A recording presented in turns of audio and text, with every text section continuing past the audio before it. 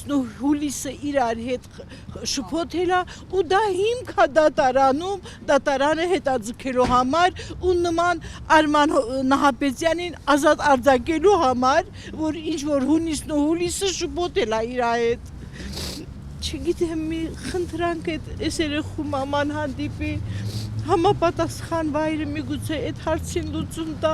ինքը գործրել է իր թանկերը, իր երկու անգամ տունակ դրել, երկու անգամ տունակ գործրել, հայրենիք է գործրել, հիմա էլ իր երեխեն, որ ավտոն առել է Ստեփանակերտ քաղաքում եկավ ասես, տատի չես պատկերացնի ինչ ավտո եմ առել,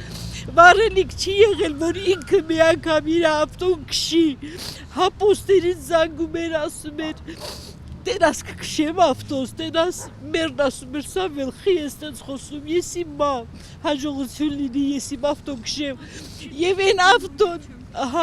են ավտոն իմ տալի թորը հանում բերում աստեղ, իր ընկերը, զինվորական ընկերը,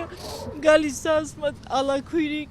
ես ուզում եմ Սամվելի ավտոն առնեմ, ինձ նվեր պահեմ,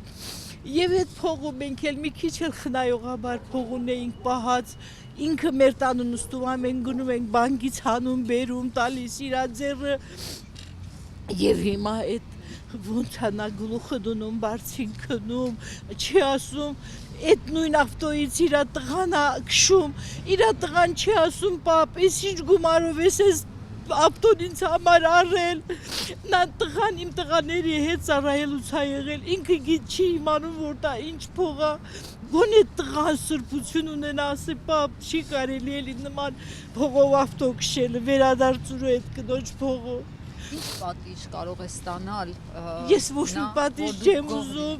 ոչ մի բան չեմ ուզում, մենակ թե մեր գումարի հետ վերադարձնի մեզ։ Մենք շատ ենք կորցրել ես հայրենիքի համար, ամենաթանկերն եմ կորցրել։ Միլիոնցեք։ Որ ասում էի Սամվել գնանք էլի Ռուսաստան, ասում էր տատ, սա տենց կարճամիտ եք է այդ դրա համար, տատի ոս թողենք մեր Ղարաբաղը գնանք, տատի գնայ կտենաս ամենավերջում մեր Ղարաբաղից լավ տեղ չի լինելու, տատի այ կտենաս մեր Ղարաբաղից լավ տեղ չի լինելու։